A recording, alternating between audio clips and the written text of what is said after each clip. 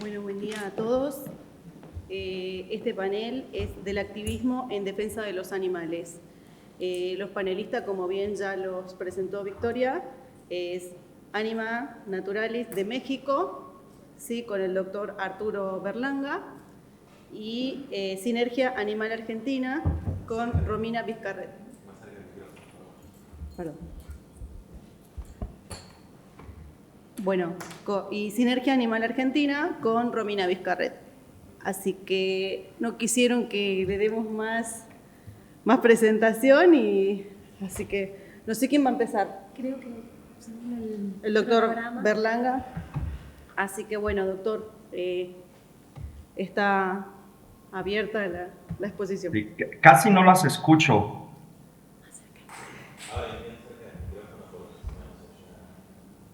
¿Ahí me escucha? ¿Me escucha? Doc, ¿me escucha? Sí, un poco bajito, pero ya escucho mejor. Sí, bueno, ahí le dejo abierta la exposición. No di más presentación porque me dijeron que solamente lo presentaba así, que ya era parte de su prestigio, así que bueno, lo dejo abierto a la charla.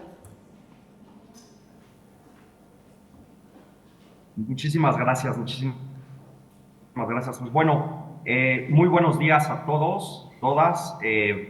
Casi buenas tardes por allá, por Argentina. Me hubiera encantado de verdad estar con ustedes allá. No solamente porque me encanta Argentina, soy fan de la ciudad de Buenos Aires, sino también, pues bueno, por conocer a muchísimas personas muy importantes y muy valiosas en el derecho animal, ¿no? Victoria, te agradezco mucho esta invitación y bueno, me voy a presentar muy rápido, de manera general, ¿no? Soy Arturo Berlanga, soy el director en México de la organización Anima Naturalis Internacional. Es una organización, somos una organización por la defensa de los derechos de los animales, fundada en el año 2003 en España, y después en el 2007 se funda en México, ¿no? Antes en el 2006 en Colombia, fue la primera sede en América Latina, y después en México. Yo soy director aquí en México desde el año 2019, casi un poco antes de la pandemia, por ahí así. Sin embargo, bueno, me convertí en vegano primeramente, ya hace casi 15, 16 años, precisamente por un tema del respeto a los animales. Desde ahí me contagié mucho, ¿no? Con toda esta visión filosófica, ¿no? Por la que todos pasamos, ¿no? De escuchar a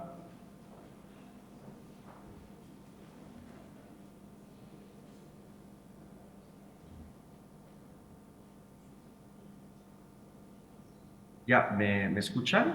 Sí, lo escuchamos bien. Perfecto, es que se me fue aquí. Y bueno, para mí fue muy interesante como abogado, precisamente, pues, empezar a tratar de introducir, ¿no? O verlo desde los ojos como abogado, ¿no? Pues todas estas ideas que conocemos todos sobre el abolicionismo, el especismo. Entonces, bueno, sí fui contribuyendo, ¿no? De manera un tanto indirecta con la organización, con otros, con el movimiento activista. Me fui involucrando en asesorar básicamente un tema de leyes, ¿no? De una manera de medio tiempo. Tenía yo otras actividades, hasta que ya en el 2019 fue que las circunstancias se dieron, decidí dedicarme de lleno a este tema. Y bueno, ¿cómo veo yo? Ya que esta plática es pues el activismo en la defensa de los animales, ¿no? En el derecho de los animales. Yo veo, y es lo que considero, tres movimientos en el activismo, ¿no? En la lucha por los derechos de los animales. animales. 3 momentos es lo que yo identifico. El primero, pues se trató de un activismo en que era necesario e indispensable visibilizar. Creo que eso era lo primero que había que hacer, y estamos hablando del siglo pasado, ¿no? A los 70s, 80s, en los 90s, que era visibilizar primero, ¿no? La situación por la que estaban los animales, desgraciadamente todavía, ¿no? Pero pues era un mundo desconocido realmente. Lo que se hablaba de animales, pues básicamente estaba enfocado en fauna silvestre, ¿no? En las especies en peligro de extinción. Pero no se visibilizaba y no se hablaba nunca de una vaca, de un cerdo, de un pollo, ¿no? De los animales de granja que están realmente, pues, tras los muros. No se hablaba ni se conoce lo que hoy conocemos como una granja, esta de cultivo de lagartos, para el uso de bolsas en la moda, mucho menos en la experimentación. En los espectáculos era lo visible, pero no era tan cuestionado todavía. Entonces creo que el activismo en esa primera ola, en ese primer giro que dio, sí, pues era indispensable visibilizar, y ahí tenemos como organizaciones pioneras a PETA, de maneras estridentes, ¿no? Si ustedes recuerdan en los 80s, en las galas de artistas, cuando iban con los trajes, los abrigos de piel, entonces llegaban y les tiraban como sangre en el abrigo de piel, y era visibilizar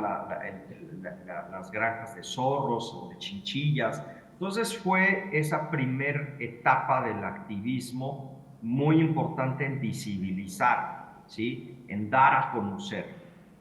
Anima Naturalis, de hecho, surge realmente al principio cuando los fundadores, chileno y mexicana, Francisco Vázquez, Leonor Esquivel, estaban en España. No había en español todos estos textos de Gary Francione, de Tom Regan, de Singer, y de todos estos textos que hablaban sobre el antiespecismo, etc. Entonces, Anima Naturalis surge, pues hace más de 20 años, en un sitio de internet, traduciendo al español todos estos textos, pues para las personas en España, ¿no? Y de ahí, pues en América Latina, ¿no? Ese fue el inicio justamente de la organización, ¿no? Traducir, dar a conocer todas estas ideas, todos estos libros, estos textos. Y después viene, yo creo que un segundo movimiento en el activismo, ¿no? Y creo que se detona a mediados de los 90s, a partir de la cumbre de Río, ¿no? Cuando entonces hablan, pero entonces de los animales silvestres, de protegerlos, y entramos en el mundo del derecho, básicamente a proteger a la fauna silvestre, ¿no? En esta condición de todos los problemas de la Tierra, entonces la capa de ozono, ¿no? Entonces empezamos a nivel jurídico a proteger primero a la fauna silvestre, ¿no? Pero a una protección no como individuos per se, sino como ensartados en todas estas leyes de protección ambiental, ¿no? Que al final de cuentas detona, ¿no?, la protección al ambiente por una principal causa: cuidar al humano, proteger al humano. Entonces, se inserta el tema de los animales, pero no avanza todavía el activismo en ese sentido, a que no había legislaciones, ¿no? Estoy poniendo un tanto el ejemplo en México, pero creo que esto pasó en la mayor parte de los países. Y el derecho, como ustedes saben, va avanzando, ¿no? Conforme va avanzando la sociedad, es progresivo, no es estático el derecho, es dinámico, ¿no? Es una de las condiciones dinámicas del derecho, ¿no?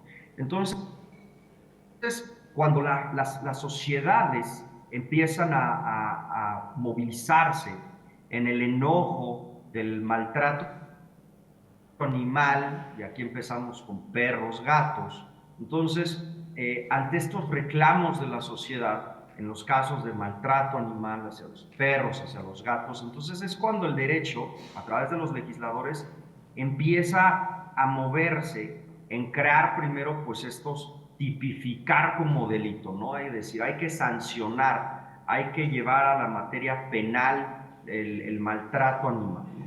Y entonces así empieza a avanzar.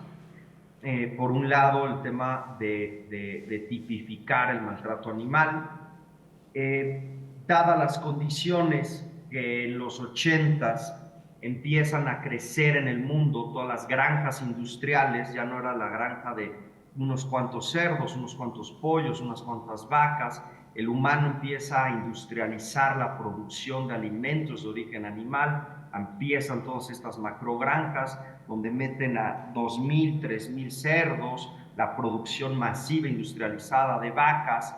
Entonces se da cuenta el humano que, bueno, aquí puede haber un riesgo de zoonosis, entonces tenemos que tener leyes sanitarias, ¿sí? Entonces, nuevamente el humano al frente, ¿no? Al centro, ¿no? Alrededor de todo. Tenemos que proteger al humano. Y entonces empiezan a crear estas leyes de sanidad animal, pero enfocadas básicamente en la protección, la salud del humano.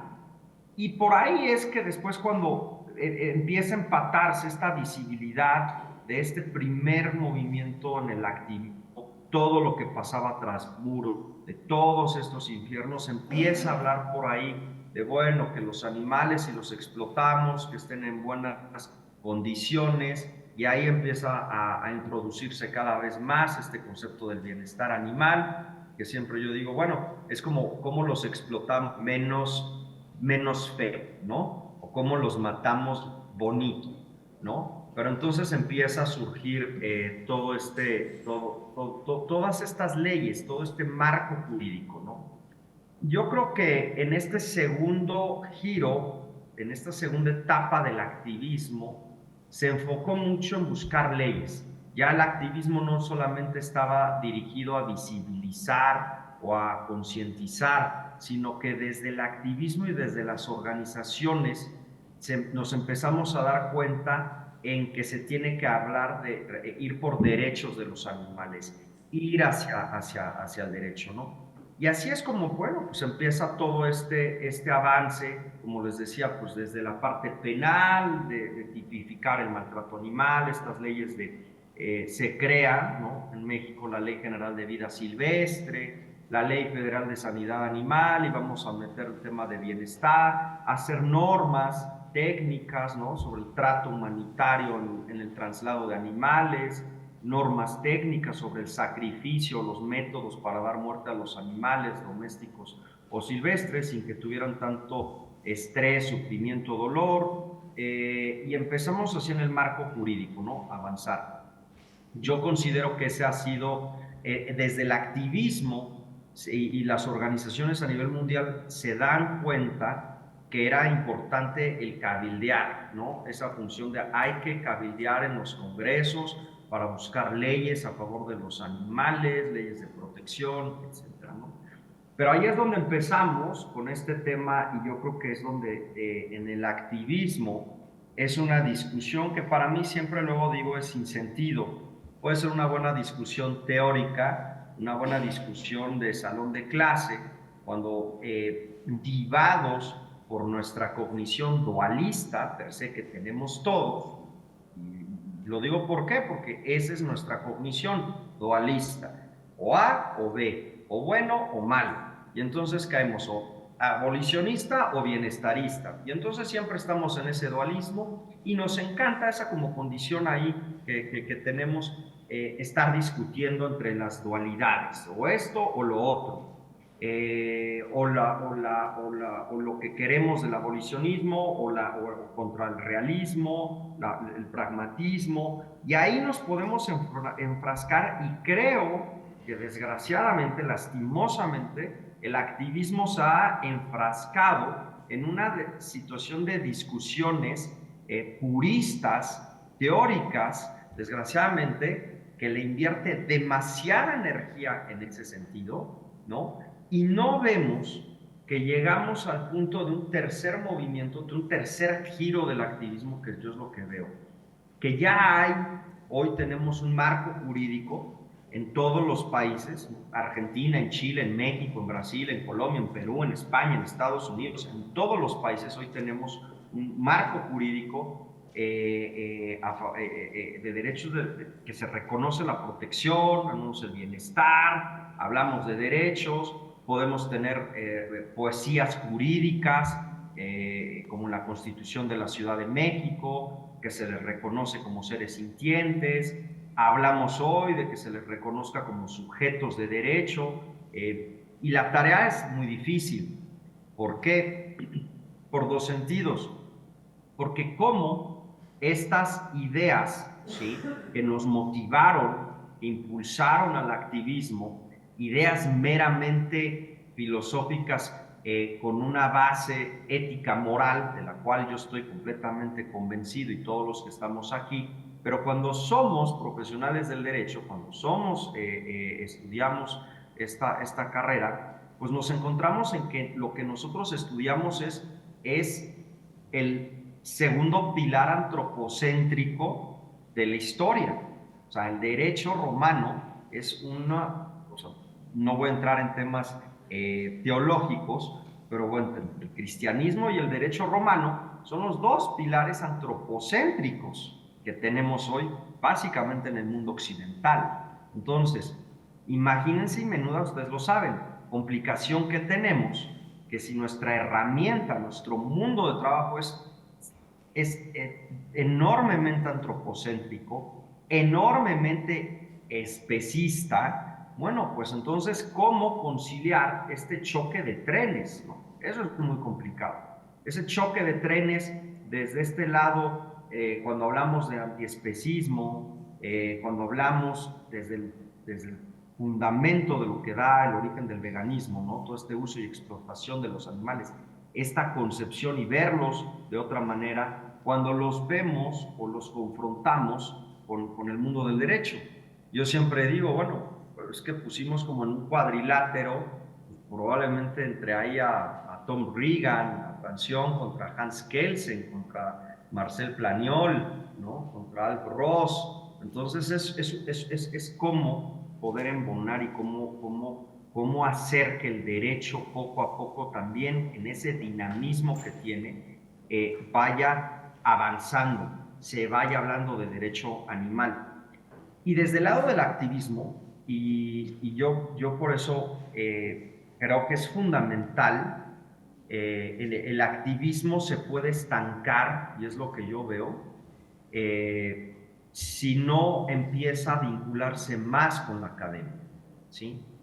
¿Por qué? Porque en este tercer movimiento del activismo en defensa de los animales, yo sí doy una sentencia un tanto determinante, en el sentido que si los activistas, ¿no?, si las organizaciones no transitamos a esta tercera etapa del ejercicio de los derechos que hoy tienen los animales, el movimiento se va a quedar rezagado en una década. El movimiento activista, pues nos dedicaremos de buenas intenciones a tratar de concientizar a las personas. Pero es inevitable, es prioritario que desde el activismo, los activistas, y con esto no digo que para ser activista tienes que inscribirte en la Facultad de Derecho de la Universidad de Buenos Aires o de la UNAM en México o en España, no. Es imperativo que desde el activismo empecemos a tener una noción formativa de lo que es el derecho animal, ¿sí? Hablar desde el derecho animal, no activismo. Ya no tanto, y no con esto digo invalidar la narrativa, invalidar y olvidar el discurso que nos ha motivado a todos desde hace muchísimos años, y meter en el sótano los libros de Reagan y de muchos otros. No con esto digo que invalidemos esa narrativa, al contrario, sino que hablemos más desde el derecho animal.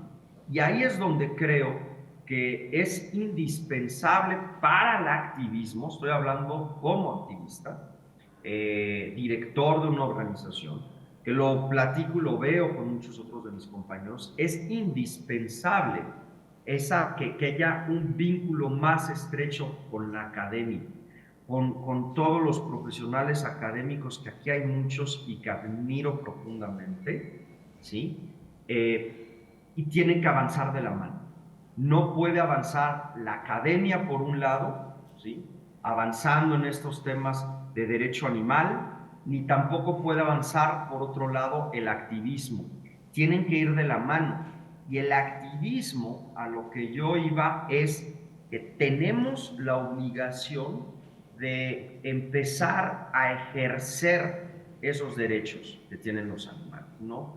Quitarnos ese miedo o esa visión que solamente hacer campañas, que sí, seguiremos haciendo campañas, seguiremos visibilizando, seguiremos cabildeando en los congresos, pero estamos obligadas las organizaciones y estamos obligados desde el activismo a entrar a los procesos jurídicos. Por eso, siempre que, y es una de las cosas que yo admiro mucho, lo he dicho, no es que esté en un foro organizado por la Universidad de Buenos Aires, pero lo he dicho y es una realidad. En Argentina nos llevan muchos pasos adelante en el ejercicio, en la acción legal a favor de los derechos de los animales. Ahora que en México lo celebro, estamos incursionando en estos momentos. Hoy estoy muy contento, les puedo decir que hoy estoy muy contento porque en Anima Naturalis una de mis misiones ha sido justamente eso, llevar a litigios, llevar ejercer estos derechos, hacer cumplir las leyes, ¿no? Hoy estoy muy contento porque tenemos en México ya una sentencia del cuarto tribunal colegiado de circuito, donde se le ordena al Ministerio de Agricultura Federal que de inspeccionar y sancionar las corridas de toros, ¿no? Y esto es un ejemplo, con esto termino, por qué el activismo debemos, digo con mayúscula y en modo de obligación, debemos el activismo entrar al ejercicio de los derechos de los animales, al ejercicio de la abogacía y a los litigios, porque si no, nos vamos a quedar con las buenas intenciones en 10 años y, como yo he dicho, mejor me pongo a vender sándwiches veganos en Vancouver, ¿no? Literal. Esta sentencia, que yo estoy muy contento, imagínense ustedes, es desde el 2007, desde el año 2007, estaba unas posiciones en la ley, una norma técnica desde el 2014, y el gobierno, el Ministerio de Agricultura, durante 17 años permitió pues, una matanza, que yo hablo, ilegal de toros, ¿sí? Una matanza ilegal de toros donde no sancionó a los taurinos bajo el marco jurídico federal. Entonces, ¿en qué se nos fue el activismo? Pues sí, y lo digo en qué se nos fue, tanto en Anima Naturalis como lo hicimos muchos años, sí, hacía eventos de la piel del toro, juntar 600 personas, encuerarlas, embanderillarlas y tauromaquia abolición y todo ese discurso activista. Pero durante 17 años no peleamos, ¿sí?, de que el Ministerio de Agricultura sancionara con base al marco jurídico federal a las corridas de toros. Entonces, este es un buen ejemplo de un tanto como de vergüenza. Estoy contento, pero es un tanto de vergüenza. Vergüenza en el sentido de que nos tardamos 17 años los activistas, pero este es un buen ejemplo que clarifica al punto con el que cierro mi presentación. Nos tardamos los activistas 17 años teniendo algo enfrente de nosotros, una violación completamente en los espectáculos taurinos, y 17 años nos tardamos. ¿Por qué nos tardamos 17 años los activistas en darnos cuenta de esto? Por una simple y sencilla razón, porque no caminó de la mano, ¿sí?, el derecho animal, ¿sí? Los profesionales, pocos abogados que somos, la academia que con el activismo. En el activismo no nos profesionalizamos. Y ese también es un reclamo que tengo que hacer, porque la academia ya ha estado siempre, pero es un mea culpa de los activistas que tenemos que asumir esa responsabilidad, que no nos hemos profesionalizado en el mundo del derecho, que no hemos volteado a ver el mundo del derecho y que como organizaciones internacionales de donde sea, estamos obligados a voltear a ver lo que está pasando desde el derecho animal, lo que está pasando en la academia, para evitar situaciones como la que esta sucedió, que hoy estamos contentos en México, que hoy se pueda con una sentencia de un tribunal sancionar las corridas de toros, pero pasaron 17 años. 17 años pasaron, ¿por qué? Porque caminamos de manera separada, porque en el activismo no entendimos la relevancia del derecho. Entonces, con esto cierro mi presentación, mi participación muy básica, ¿no? Para el nivel tan alto que tienen mis compañeros participantes, pero lo hablo desde el punto de vista no tanto como abogado, sino como activista, como director de una organización internacional, que hago un reclamo a todos mis compañeros en el activismo.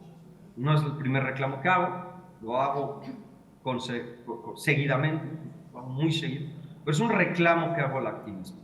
Tenemos sí o sí que ingresar, entrar, estudiar, ir de la mano con el derecho animal, ejercer los derechos de los animales.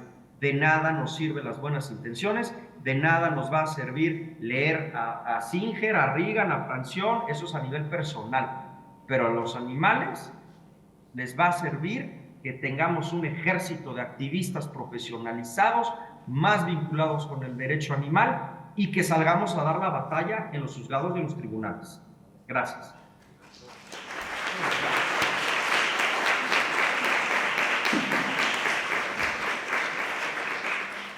Muchas gracias, doctor. Excelente. Bueno, se está cargando la presentación, es una presentación online, y mientras se carga quiero agradecer la invitación a Vicky especialmente, que nos han invitado a Sinergia Animal Argentina para este espacio. Estoy muy contenta de estar acá. También agradecer a mis compañeras que ponen todos los días su dedicación y pasión para ayudar a los animales.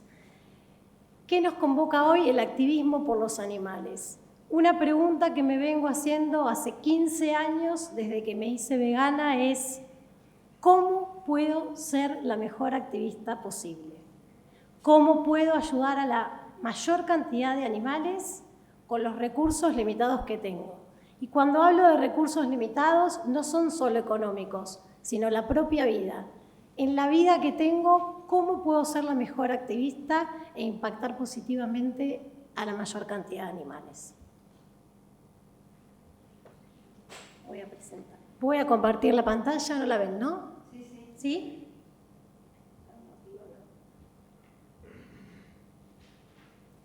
¿La ven fuera de foco la primera? Bueno. Hoy les voy a hablar de una forma de activismo que son las investigaciones audiovisuales. Cuando digo investigaciones es muy diferente de lo que habló Oscar Horta, no son investigaciones científicas, sino producciones audiovisuales en nuestra labor por los animales. Primeramente quiero contarles un poco quiénes somos, quién es Sinergia Animal. Somos una de las ONGs más eficaces del mundo y nuestro objetivo es ayudar a los animales que están siendo explotados en la industria de la alimentación hoy. No iba a hablar mucho más de la ONG y de lo que hacemos, pero escuchando a los disertantes anteriores y muchos de los conceptos que fueron vertidos, encontré la necesidad de hacerlo y acá unas notas muy rápidas de por qué desde Sinergia Animal hacemos lo que hacemos. ¿Y por qué lo hacemos de esta manera? Y si somos eficaces, ¿qué es lo que estamos haciendo bien? Y además, ¿somos los mejores activistas posibles hoy? Entonces quería contarles brevemente cuáles son algunos de los programas que hacemos que llevamos a cabo desde la organización o formas de hacer activismo por los animales. Uno que es muy complejo y a veces muy incómodo es pedir a las empresas que explotan animales que abandonen las peores prácticas de la industria. porque para nosotros, mientras el mundo se hace vegano, que quisiera que fuera ya, queremos hacer algo por los animales que están siendo explotados en este momento, que no van a tener ninguna posibilidad de mejora para ver ese momento. ¿Qué hacemos con esos animales hoy? Nosotros queremos hacer algo por ellos ya. Y por eso proponemos políticas a empresas que explotan animales para que abandonen los peores sistemas de la industria, prácticas de la industria. También tenemos pedidos de desfinanciamiento a los bancos. La industria no sería tan poderosa si no contara con la financiación de millones y millones de dólares por parte de los bancos. Y también tenemos este tipo de políticas.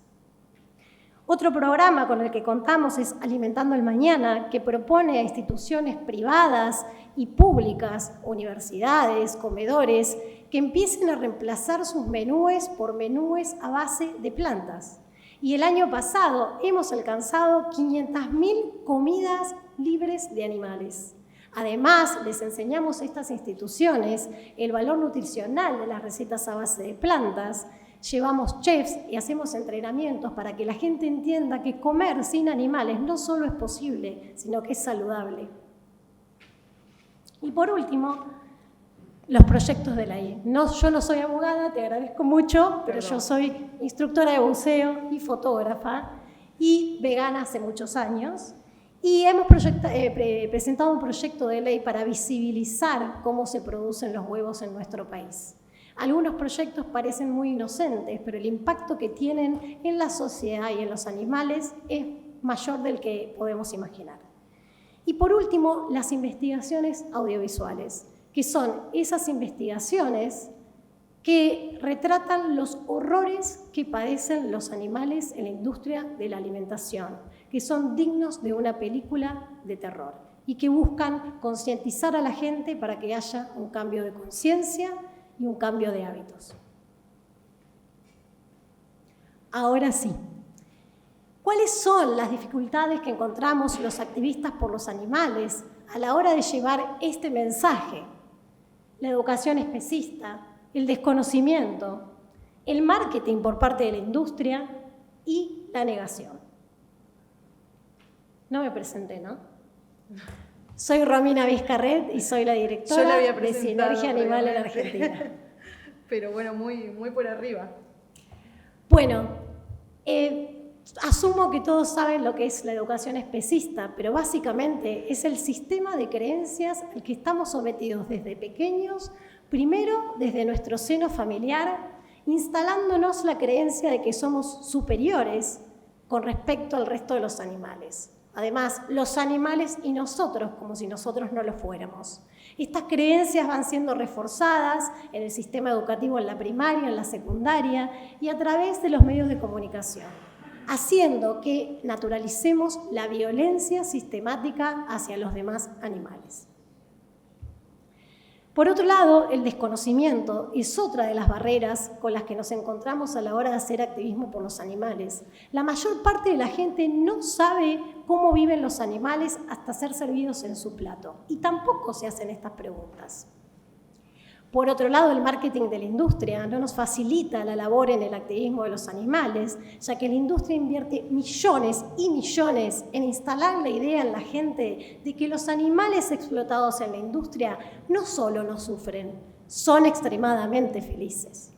Utilizando eufemismos como carne, chuleta, filete, churrasco, suprema, para denominar como algo a lo que en realidad es alguien. Finalmente, la negación.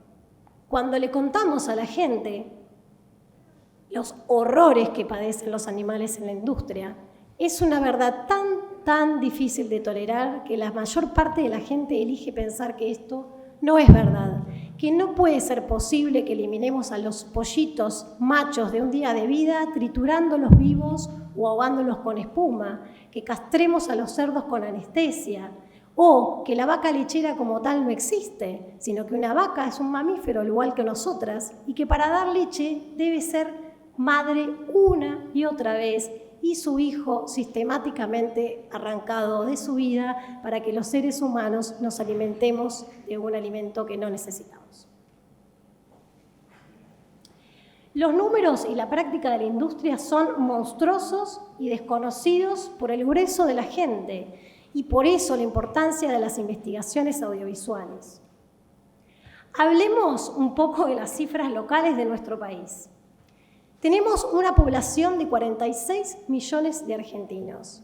Sin embargo, en un solo sector productor de alimentos, que ese es el sector productor de huevos, tenemos 51 millones de gallinas ponedoras. Más gallinas en un sector de explotación del país que todos los habitantes de la nación. Y como si fuera poco, no solo que son enormes los números de estos animales explotados, sino que además están sometidos a uno de los sistemas de producción más crueles de la industria, las jaulas en batería. También somos terceros en el ranking mundial en consumo de huevos, luego de Japón y México.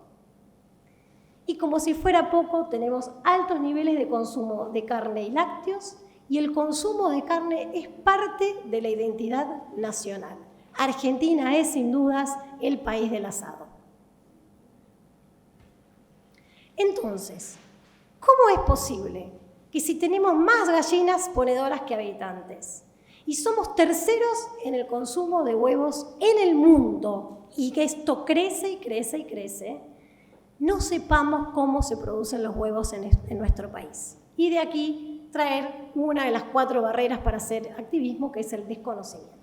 Según una encuesta que realizó Sinergia Animal Argentina en diciembre del 2021 a través de la prestigiosa encuestadora Ipsos, 5 de cada 10 argentinos, es decir, 50% de los argentinos, desconoce cómo se producen los huevos en el país. Una vez informados, dentro de la encuesta se le daba la opción de informarle cuál era el sistema productivo en la Argentina, más del 60% de los argentinos manifestó estar en desacuerdo con este sistema de producción. Si las personas tuvieran acceso a la información veraz, sin dudas cuestionarían cuán ético es el consumir animales. Esta desinformación o este blindaje de la información por parte de la industria es una acción deliberada. Bueno, ahora, primero que 3 videos que voy a proyectar el día de hoy, van a ver esta placa, ahora lo voy a decir y luego cuando vean la placa van a saber que viene el video. Voy a proyectar un video sobre la industria productora de huevos en la Argentina. Si alguno se siente incómodo, primero si no lo pueden ver bien ahí, lo pueden ver en las pantallas. Y si alguna persona se siente incómoda, siéntanse libres de taparse los ojos. No hay ningún inconveniente, por eso puse estas plaquitas. Este no será un video fácil de ver, pero te invito a quedarte hasta el final para ser testigo de una realidad que ya no podemos ignorar. Imágenes inéditas obtenidas por la ONG Sinergia Animal muestran una terrible realidad de la industria del huevo en la Argentina. Lejos de nuestros ojos, más de 40 millones de gallinas viven en jaulas crueles y sobrepobladas. Ellas pasan sus vidas enteras prácticamente inmovilizadas, sin poder caminar o estirar sus alas. Cada animal, para vivir, tiene un espacio más pequeño que una hoja de papel A4. La ciencia es clara, estas gallinas sufren de estrés y de frustración constante y tienen problemas óseos dolorosos. Muchas pierden sus plumas, quedando partes de sus cuerpos desprotegidos. La condición de suciedad es chocante. Los animales vivos son obligados a convivir con los cadáveres de otros que ya murieron. Algunas jaulas y galpones están totalmente cubiertas de heces. Este animal fue encontrado agonizando. Estaba atrapado en un montón de heces después de haber escapado de la jaula. En estas condiciones deplorables, la salud humana también se pone en riesgo. La salmonela es una bacteria encontrada en los huevos que enferma a muchas personas y puede matar, principalmente a los niños. Un estudio realizado por la Unión Europea concluyó que las jaulas resultan un riesgo de contaminación por salmonela hasta 20 veces mayor que los sistemas libres de jaulas. Muchos países ya están aboliendo las jaulas. El 90% de nuestras granjas aún utilizan este sistema inconcebible.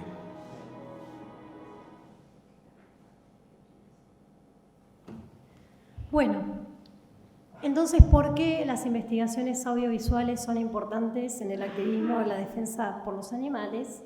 Además de tratar de sortear las 4 dificultades que mencioné al principio, que son solo algunas de las dificultades que tenemos como activistas, lo que buscan estas investigaciones es visibilizar la verdad detrás de la ganadería industrial y en las cadenas de suministro de derivados, desnaturalizar la violencia especista, cambiar la opinión pública y la percepción social, más apoyo y lograr que más personas se alimenten a base de plantas y más animales impactados de manera positiva.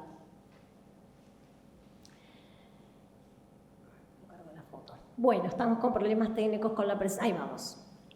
Las investigaciones de sinergia animal tratan sobre producción de leche y huevos, mercados de venta de hacienda, criaderos de pollos, criaderos y mercados de venta de peces, los eternos relegados, los peces, todos en países del sur global donde estamos presentes en sinergia en sus diferentes delegaciones o en zonas aledañas como Brasil, Argentina, Chile, Colombia, Perú, Indonesia, Tailandia y Uruguay. Ahora voy a pasar otro video que también es de Argentina, todos son de Argentina, sobre la industria lechera.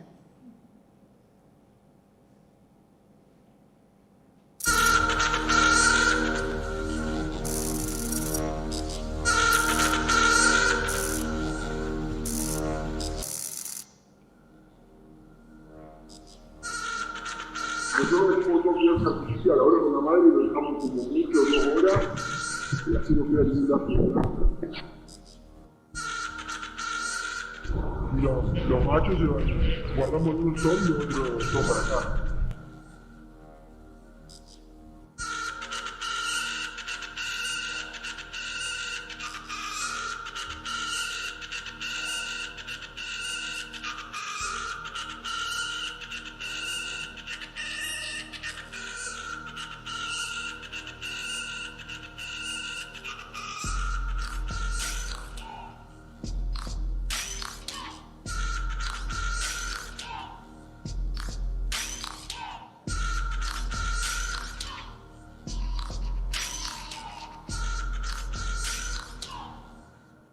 Y agarran diarrea, agarran virus que desde las estamos tratando, pero si no la tratás enseguida, en 2 días te mueres cuando empiezan a agarrar.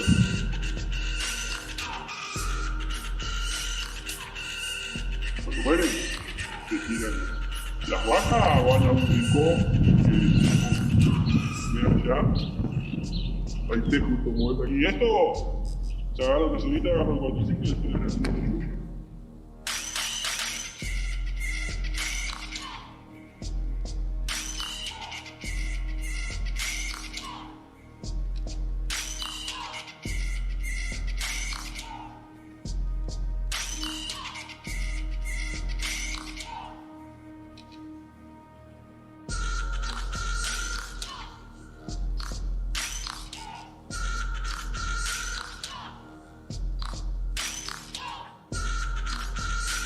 Haces un tratamiento, es como arreglar la suela del zapato. Mirar la suela te dura un tiempo, sigue usando, se vuelve a gastar. Entonces, yo un momento que tiro la mena y me compro otra.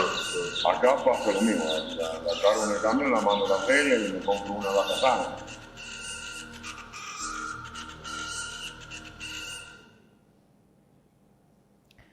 La suela de un zapato, algo que se desgasta, se usa y se tira a la basura. Eso es lo que son los animales para la industria.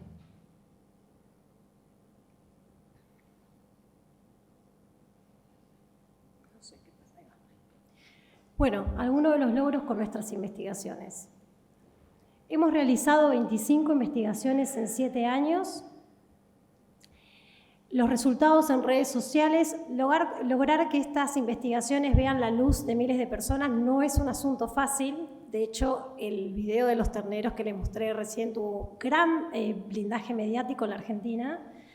Sin embargo, las redes sociales son de suma utilidad para dar difusión a estas imágenes y llegar a más personas.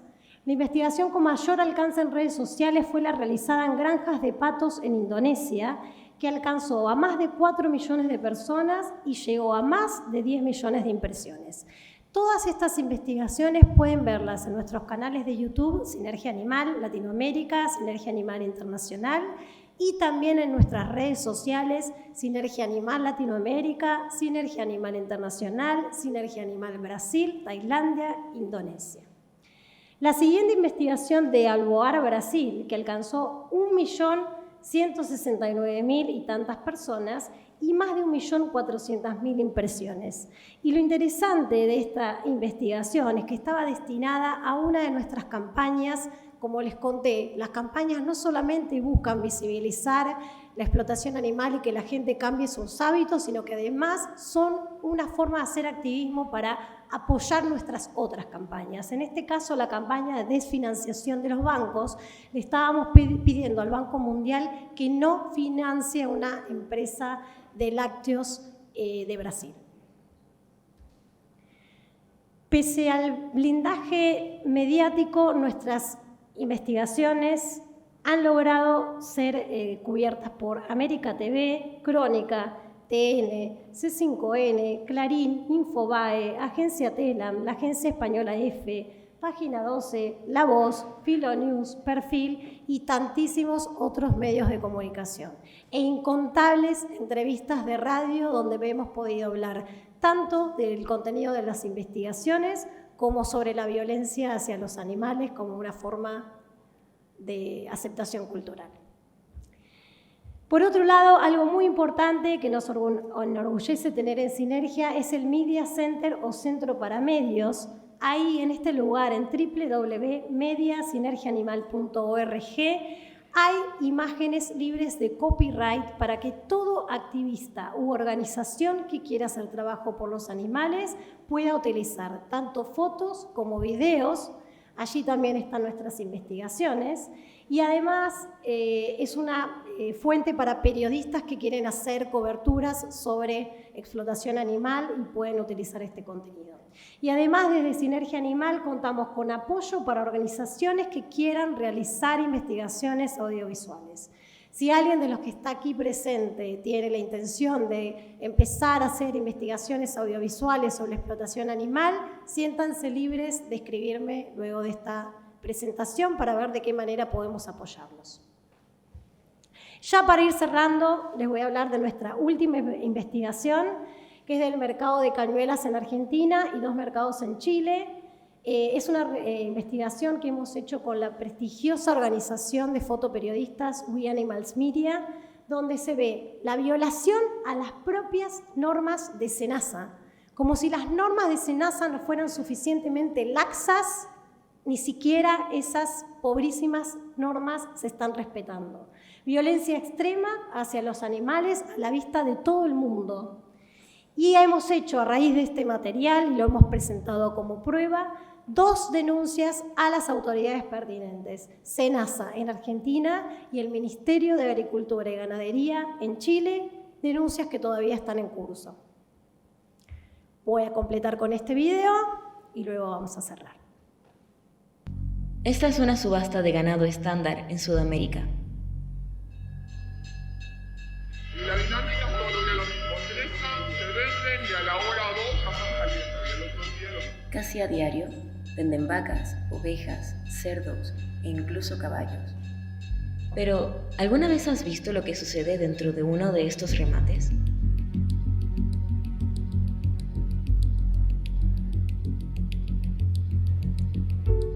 Nuestros investigadores realizaron un viaje desgarrador para revelar la oscura realidad de la industria ganadera en Argentina y Chile. Cada semana, miles de animales son transportados en pésimas condiciones a los sitios de subastas, donde son pesados, evaluados y vendidos como objetos al mejor postor. Su viaje suele comenzar en un camión, donde viajan hacinados durante horas, en condiciones estresantes. Y una vez que llegan a los lugares de subasta, también se mantienen en condiciones deplorables.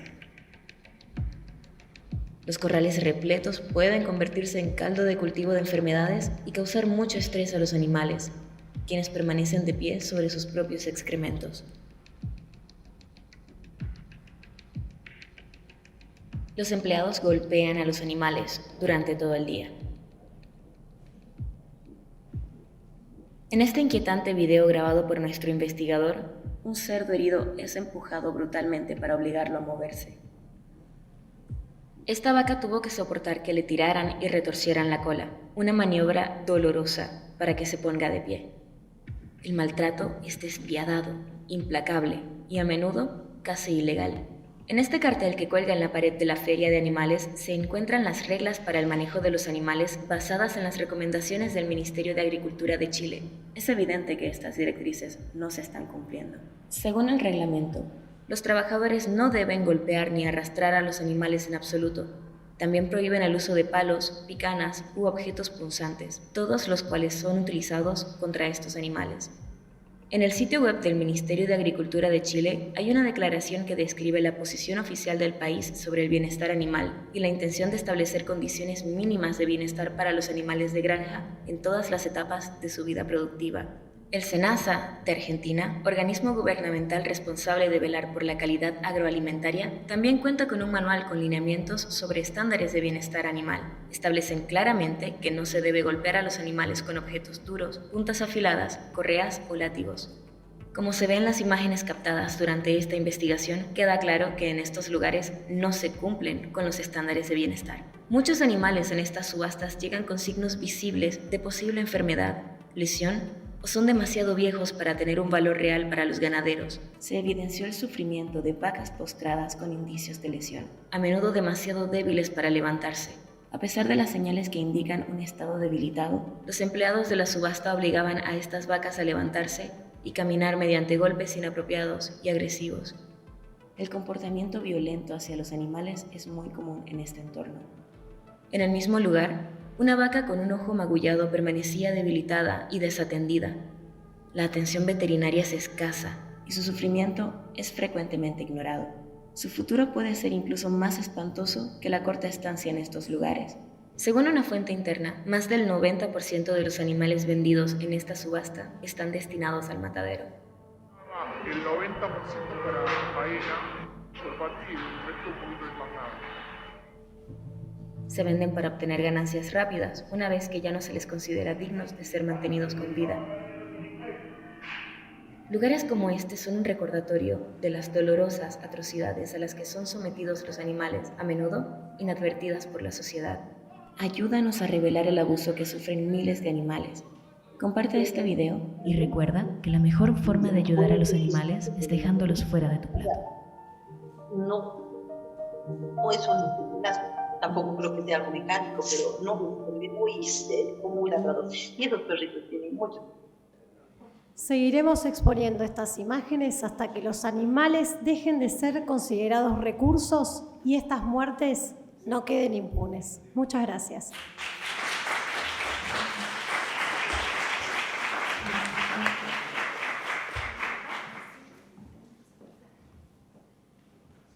La Universidad Michoacana. Primero que nada quiero felicitar a nuestro querido y admirado Arturo Berlanga, es nuestro guerrero favorito en México. Gracias, Arturo, por estar hoy aquí, siempre es un gusto escucharte y aprender. Y bueno, quiero también reconocer el trabajo de Romina y de Sinergia. Yo quisiera hacer un par de reflexiones sobre lo que ella nos plantea y sobre todo las estrategias que están siguiendo.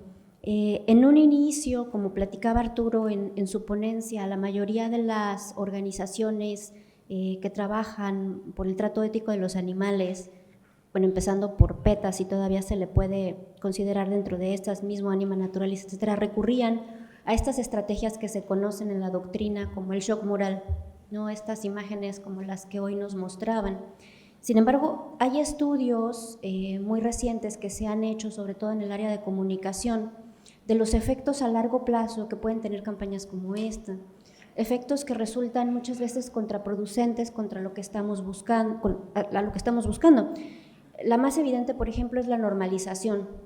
Si tú te metes a YouTube y buscas maltrato animal, vas a encontrar por lo menos 500 o 600 videos como los que ustedes presentaron hoy aquí. El segundo efecto, que también es muy peligroso, es la insensibilización del público objetivo que estamos buscando. Platicábamos con Vicky ahorita, ¿no? Para muchos de nosotros la reacción como física muchas veces es esta. El problema no es que se quede en una reacción física, sino también en una reacción psicológica de no veo, no escucho, no comprendo. Pero tal vez el problema más profundo que le veo yo a campañas de este tipo es que nos quedamos en el discurso del sufrimiento y no vamos al tema de los derechos. Es decir, en estos videos se cuestiona el trato que reciben los animales en la práctica, pero pocas veces se cuestiona la práctica en sí. Y esto genera que, por ejemplo, en México tenemos una marca que es Lala, ¿no? Que hacen productos lácteos y nos venden esta idea de las vacas felices. Y se han cuidado de tener pues granjas que aparentemente son muy lindas y en las que aparentemente las vacas viven bien. Entonces nos dicen, no, bueno, entonces, justo lo que decía Arturo, ¿no? Si las exploto bonito, ¿no? Porque nuestra legislación habla de explotación, aprovechamiento, etcétera, entonces está bien. Y entonces ahí tenemos que retomar otra vez todo el argumento y empezar a construir. Entonces, con estas reflexiones, mi pregunta no sería, más bien, no tendríamos que pensar en nuevas formas de comunicación que nos permitan más empatizar con el animal y rechazar la práctica, que lo que hacer es contraponer contra la industria. No sé si me estoy explicando. Sí, Romina. de hecho Gracias, estaba esperando perdón. esta pregunta, te la agradezco, muy interesantes tus comentarios. Sí, paso a responder. Es una pregunta muy larga y muy compleja. Definitivamente no existe una forma de hacer activismo por los animales que funcione en todos los casos. Si fuera así, el mundo ya sería vegano. Entonces, las estrategias son diversas.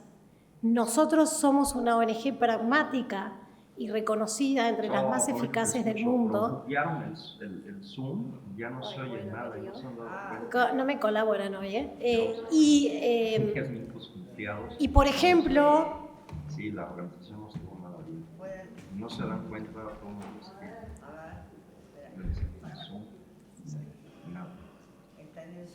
¿Ahí escucha? Bueno, ¿Escucha, doctor? Por ejemplo, cuando hacemos abuso de estas imágenes fuertes en redes sociales, lo que hace es lo que tú bien comentabas, de ahuyentar a la gente. Entonces, a veces la crítica es, ¿por qué no hablamos de los derechos de los animales? ¿Por qué no hablamos de antiespecismo? ¿Por qué no hablamos de abolir las prácticas? Por supuesto que sí, pero ¿cuán eficaz es? Entonces, yo arranqué esta charla diciendo, yo soy una vegana abolicionista con más de 15 años de activismo y todos los días me sigo preguntando si lo que estoy haciendo es lo mejor que estoy haciendo por los animales, no lo que me queda más cómodo a mí, no lo que me representa mejor a nivel filosófico a mí, sino lo que es más eficaz. Y la realidad es que cada vez que hablamos de veganismo en nuestras redes sociales, alguien nos deja de seguir. Y yo quiero hacer activismo para las personas que no son veganas, porque esa es la gente que necesita tomar conciencia y cambiar. Así que definitivamente el abuso de imágenes violentas es contraproducente para muchas de las personas, para otras puede ser el gatillo perfecto para tomar conciencia. Ojalá hubiera una sola estrategia, un solo accionar que pudiéramos tener, que transformara a todas las personas a reconocer que los animales son seres sintientes, que merecen consideración moral y que no deben ser explotados de ninguna manera.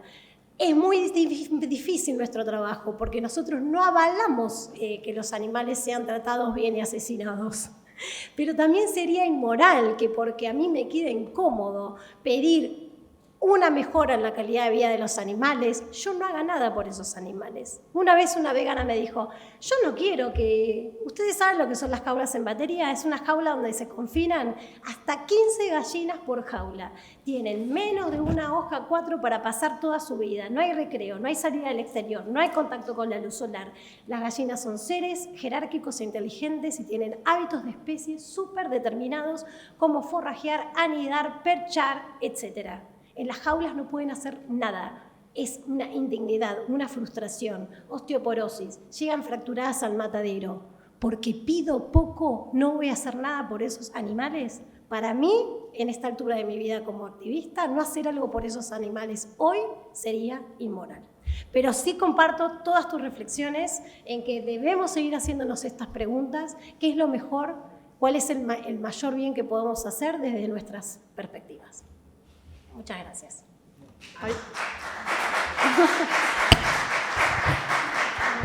¿Alguna pregunta? Gracias, Vicky. Bueno, muchas gracias por la presentación. Bueno, este es un tema que yo también como vegano activista abolicionista, es un tema donde siempre está el debate si ser pragmático o ser radical, ¿no? Yo claramente me identifico con una postura radical y abolicionista, estoy en las antípodas de un pragmatismo, aunque comprendo desde dónde hacen su lectura. A mí una de las cuestiones que me preocupa y que yo vengo militando hace muchos años desde el lado medioambiental hasta que arribé en el veganismo, es que yo descubrí que el veganismo tiene algo para corregir lo que es alarmante, que es uno de los pocos ismos que en su pragmatismo oculta a la víctima. Cuando decimos no hay que comer carne, no hay que tomar leche porque hace mal a la salud, no es porque hace mal a la salud, es porque hay un ser sintiente, sujeto de derecho, que está siendo explotado y no quiere hacer eso. Entonces la pregunta es, ¿cómo articular? Porque claramente con estas campañas yo puedo hacer ese activismo en la calle y con que una persona, yo mostrándole esas imágenes, se me quede y yo pueda dar el debate, esa persona para mí vale 500 veces más que una campaña pragmática de decirle a alguien que deje de comer carne o deje de comer huevo porque tiene colesterol. Pero claramente tiene que haber una articulación entre estas dos cuestiones que, bueno, creo que es un equilibrio que estamos todos los activistas buscando, todos queremos llegar de la forma más eficiente a la población, justamente por los derechos de los animales. Pero, bueno, es un debate que se da, siempre se da este tema. Y quisiera saber qué experiencia, bueno, si han articulado cuestiones más pragmáticas y han arribado a esta postura más radical porque es lo que los números le daba que era lo que mejor tracción le generaba. Yo creo que tal vez no es una u otra, es una y otra. Porque tal vez esa persona que se quedó, está en el activismo educativo, que se trata de esto, hay diferentes tipos de activismo. El educativo es hablar con las personas, tratar de que entiendan lo que ocurre en la industria, tratar de que entiendan que los animales son seres sintientes, que experimentan dolor, placer, tienen interés propio. Ahora, si se te queda una sola persona y con otras estrategias se te quedan 10, la pregunta es, ¿cuántos animales vamos a salvar con lo que estamos haciendo? ¿El mensaje está bien o está mal? Por supuesto que es un debate filosófico, que digo, a veces lo más incómodo es lo más eficaz. Y yo no hago activismo para mí. Yo acá, Romina, no me estoy representando a mí el día de hoy. Estoy representando a los animales que quiero salvar. Y esa pregunta me la tengo que hacer todos los días. ¿Qué es más eficaz para ayudar a los animales? Yo soy vegana hace 15 años, mi familia me conoce mi discurso, arranqué hiperabolicionista en mi corazón y en mi filosofía, lo sigo siendo. La estrategia puede distar. Si a mí un vegano que hace psicología de la gente para ver qué es más eficaz, transformar a la gente en vegana, en empática con los animales, difiere de lo que yo pienso que es mejor para mí, lo voy a hacer.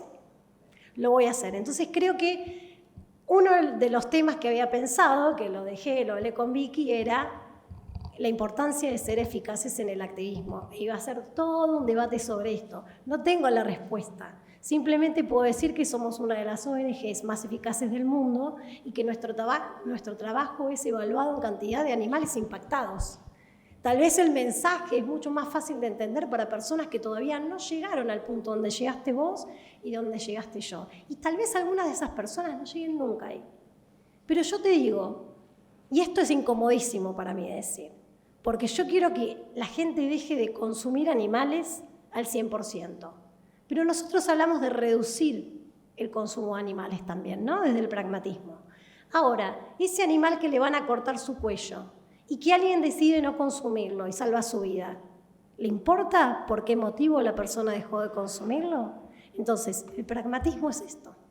Hacer lo que sabemos que puede funcionar más, hacer lo que sabemos que puede ayudar a más animales. Eso significa que debemos abolir la filosofía y el mensaje correcto, que es que los animales deberían ser sujetos de derecho, porque en nuestro país no lo son considerados cosas. Claro que no. Debemos atacar con todas las estrategias posibles en todos los ámbitos posibles, porque la explotación animal no para, es enorme y cuenta con las mejores estrategias de marketing y financiación del mundo, junto con la industria armamentista, podría decir. Entonces, tal vez cuestionarnos nuestra eficacia y no pensar que hay una sola forma de hacer activismo. Yo creo que hay que hacer todas y todos vamos a llegar a diferentes lugares en diferentes momentos.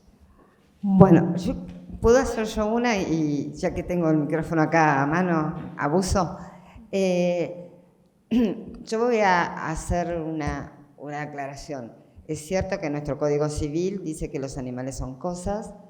Es cierto que nuestra 14346 dice que los animales son víctimas, pero también es cierto que nuestra jurisprudencia está diciendo que tenemos 630 animales y los 30, estos últimos de febrero ahora, sujetos de derecho. Y hablamos de quinos, hablamos de elefantes, hablamos de pumas, o sea, no hablamos de perrogatismo. De hecho, de gatismo no podemos hablar porque no tenemos ni un solo gato, ¿no?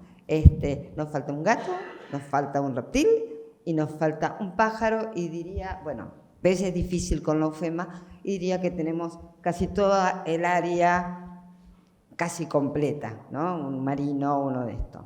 Pero la pregunta mía es, Arturo, ¿no te me fuiste? Porque estoy sin anteojos. ¿Está? Acá estoy.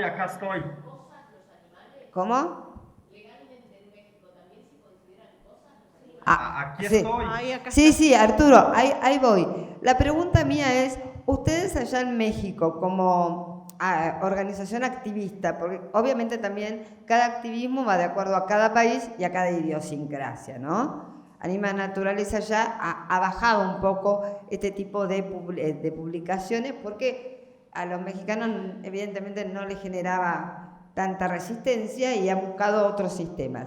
Pero muchas organizaciones en México se introducen en el litigio estratégico, porque es algo que a mí, y bueno, yo charlando con Romina, estábamos hablando que a mí me gustaría que no solo desde la academia o de los abogados individuales lo hagamos en Argentina, sino que lo hagan los activistas, pero sí sé, y en tu caso es una obviedad, ustedes, por lo menos Anima Natural en México, sí se mete en la parte judicial, aunque la reglamentación sea bienestarista, porque hay que defenderlos, y en esto vamos a darle la derecha a Romina, con la reglamentación que tenemos. Son muchas las organizaciones allá que hacen este tipo de litigio. ¿Me escuchaste? No, a ver. Si hay muchas organizaciones en México que hacen litigio estratégico, muchas organizaciones activistas que hagan litigio estratégico.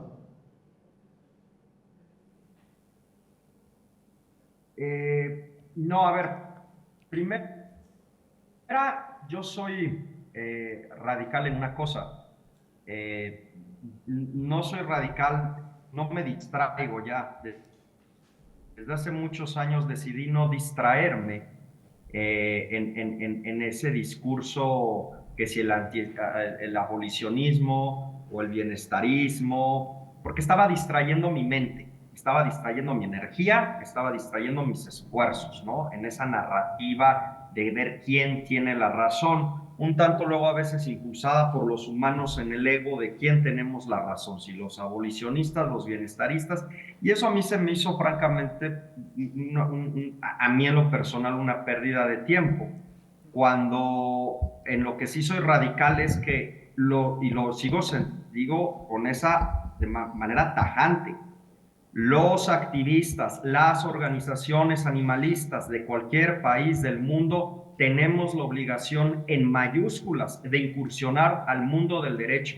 Tenemos la obligación, las organizaciones activistas, de ejercer, pelear y defender los derechos de los animales a través de los litigios. De esos yo estoy convencido, porque si no, en 10, 15 años, pues seremos un movimiento relegado, porque el derecho va a seguir avanzando.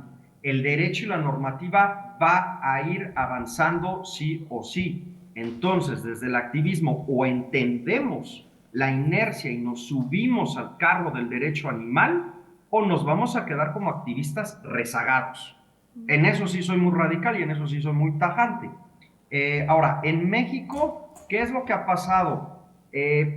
No te puedo decir, Vicky, que yo desearía que otras organizaciones activistas en México incursionaran en las acciones legales, que incursionaran en los litigios, ¿no?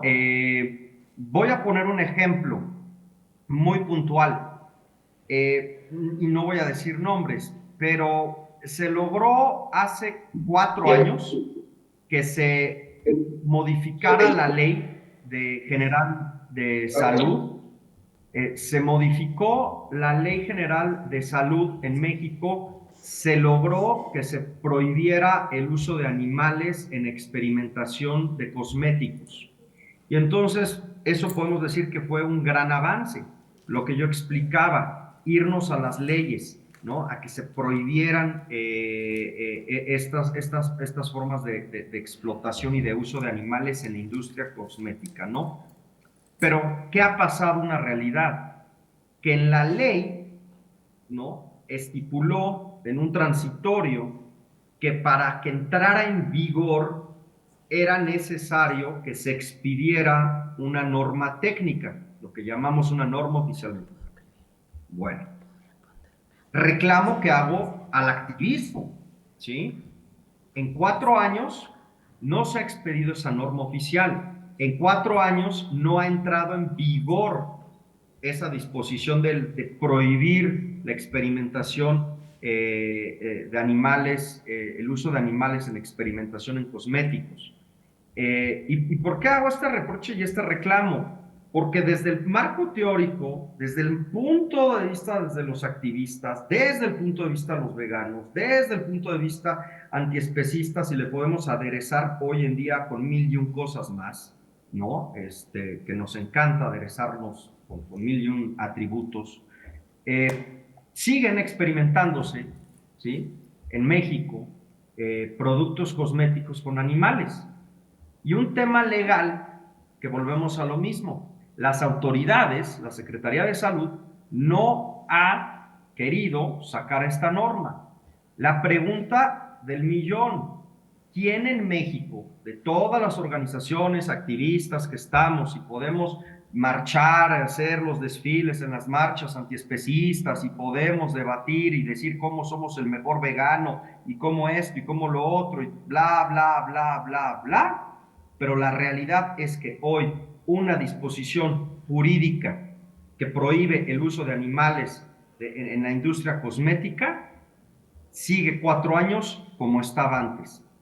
¿Qué logro tuvimos? Ninguno. ¿Por qué? Porque no se ha hecho ningún litigio para demandar, ¿sí?, demandar a la Secretaría de Salud del Gobierno Federal por la omisión de no emitir una norma oficial mexicana, ¿sí? Entonces, ahí tenemos un ejemplo de cómo el activismo debemos también, más allá de estas discusiones que nos pueden distraer dualistas, que insisto, está pasando una realidad que las pocas cosas, derechos, los pocos avances en el marco jurídico que logramos tener, no hemos sido capaces de defenderlos, no hemos sido capaces de exigirlos. Entonces, claro, para mí es un tanto frustrante que seamos de las pocas organizaciones que estamos haciéndolo, pero no tenemos la capacidad en Animalis para estar haciendo litigios por todos lados, desafortunadamente, porque regresamos ahora a un problema fundamental y que ustedes como abogados lo van a entender. Y este también es un reclamo que hago también desde el punto de vista del lobbying, del animalismo, del activismo, cómo funciona. Y voy a ponerte este ejemplo, Vicky. Si hablamos con el gran financiamiento activista en el mundo, te van a decir, hay que priorizar el número o el volumen de animales que son explotados y sacrificados. En efecto, los animales de consumo, en eso no estoy yo en desacuerdo. Por supuesto que a nivel de volumen, ahí está el principal problema. Pero desgraciadamente, desde el financiamiento del activismo animalista, el decirles, oye, se necesita el financiamiento para el litigio de una orangutana o de un elefante, te van a decir o no lo entienden, no lo ven tampoco. ¿Y por qué no lo ven? Porque es un individuo, porque es un sujeto, no, pues como un elefante, como un orangután. Pero en esta ignorancia, y no lo digo despectivo, pero en esta ignorancia de cómo es el derecho y la importancia del derecho animal, desde los grandes financiadores del animalismo, del activismo, ¿sí?, no ven que una sentencia de la Corte por un solo individuo, un orangután, un elefante, un criterio judicial de la Corte Suprema, ese criterio jurídico, aunque sea de un solo individuo, va a beneficiar jurídicamente a muchos otros animales más. Entonces, aquí es, como se verán, hago yo muchas autocríticas, muchos reclamos al activismo, siendo que soy activista, pero son reclamos y autocrítica porque considero que es imperativo que desde el activismo nos reflexionemos, reevaluemos y volteemos a ver, ¿sí?, más el entendimiento del derecho, que aunque sea una sentencia de un orangután, una sentencia de un elefante, ¿sí?, que se les reconozca como sujetos de derecho, eso va a impactar en millones de animales, ¿sí?, que tengamos esa visión. Entonces, claro, Victoria, yo desearía que en México no solamente Anima Naturalis estuviéramos llevando litigios estratégicos. Ahí también lo hace Susana Ramírez de Va por sus Derechos, pero somos muy pocos. Entonces, yo sigo creyendo en la fórmula de sí el activismo que tenemos que seguir llevando de concientización, de visibilidad, de investigaciones, de cabildeo en los congresos, buscar leyes, mejorarlas, pero también tenemos que empaparnos, tener de aliados a la academia, a los académicos y profesionales como ustedes del derecho animal, tenemos que tenerlos de aliados. ¿Para qué? Para formar a más abogados activistas y formar más abogados activistas para que se den las batallas por los derechos de los animales en los juzgados y en los tribunales, que para mí, desde mi punto de vista, voy a seguir insistiendo y diciendo, la defensa de los animales sí o sí se hará en los juzgados y en los tribunales. Gracias, Arturo. Acá hay otra pregunta, no sé si es para vos o vos también querés. Romina, sí. No, como yo pregunté algo específico de México, por eso me quedé ahí. ¿Listo? Sí, ahora te... Bueno, mi nombre es Lucrecia. Gracias a Anima Naturis Argentina, hace casi 20 años comencé en esto, y mi pregunta es si vos no ves que el activismo hoy en día se convirtió en algo cíclico y repetitivo, todas las campañas, o sea, las veo desde que comencé. Y por otro lado, ¿qué opinan los dos, tanto Romina como Arturo, de la acción directa, como se llama Animal Liberation Front? ¿Y cuál es el impedimento para ingresar el derecho animal desde el nivel inicial educativo? Esas son mis preguntas. ¿Qué preguntitas? Sí. Bueno, gracias. Primero quería comentar sobre el tema anterior, expectativa versus realidad, ¿no? Las luchas a través de cuestiones legales. Me encantaría presentar un proyecto de ley que prohíba la explotación animal a partir de mañana. Bueno, les cuento que desde Sinergia Animal presentamos un proyecto de ley que pide nada más, algo tan pobre como que los huevos sean etiquetados según su sistema de producción. Ni siquiera pedimos la prohibición de las jaulas como hacen en los países limítrofes, que esto ya ocurre en Chile, Vegetariano Soy tiene amplia experiencia en proyectos de ley, ahora hay otro en Perú. Sin embargo, el proyecto está durmiendo en el Congreso hace 3 años. 3 años.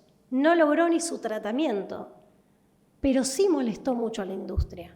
Y sí logró mucha cobertura mediática, donde pudimos hablar de cómo viven los animales en la industria y cuánta publicidad engañosa que hay, porque tenemos desconocimiento de la gente y marketing por parte de la industria. Y tenemos un vacío legal porque nadie penaliza al huevo que está en la verdulería con un cartón que dice huevo de campo. Hay una estafa al consumidor, publicidad engañosa, y este proyecto de ley viene a empezar un camino. Porque ningún derecho se consigue de un día para el otro. Si tardamos 200 años en conseguir el voto femenino, ¿cómo vamos a pensar que con los derechos de los animales va a ocurrir así?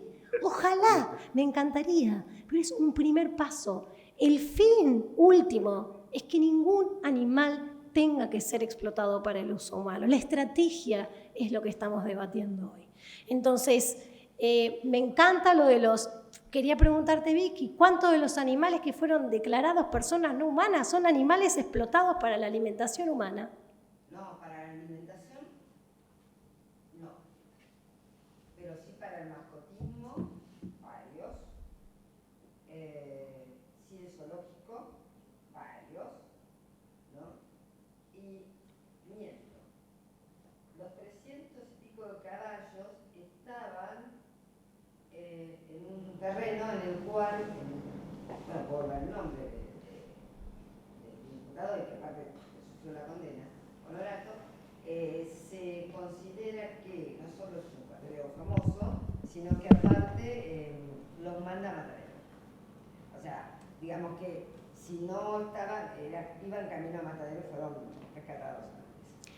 Pero podemos hablar que así como hay una discriminación arbitraria entre el animal humano y el animal no humano, y que consideramos que somos superiores y que tenemos derechos sobre los animales no humanos, también hay una discriminación sobre los animales que son considerados sujetos de consideración y sobre aquellos que son comestibles, que no tienen absolutamente ningún derecho.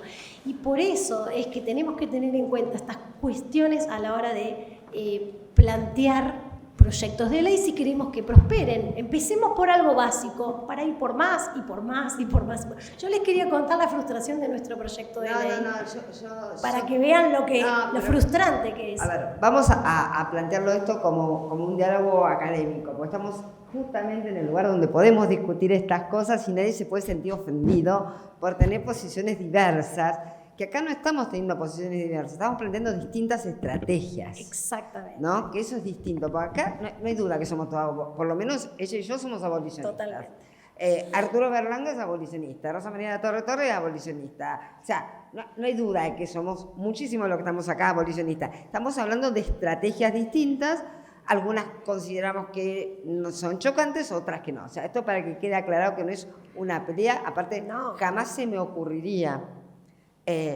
la materia de derecho animal invitar a gente que considera importante en las temáticas para maltratar. Eso ténganlo en claro, ¿no? O sea, uno lo tiene y jamás sería ese el planteo. Pero tenemos que pensar, por eso es que yo le hablaba a Arturo del litigio estratégico.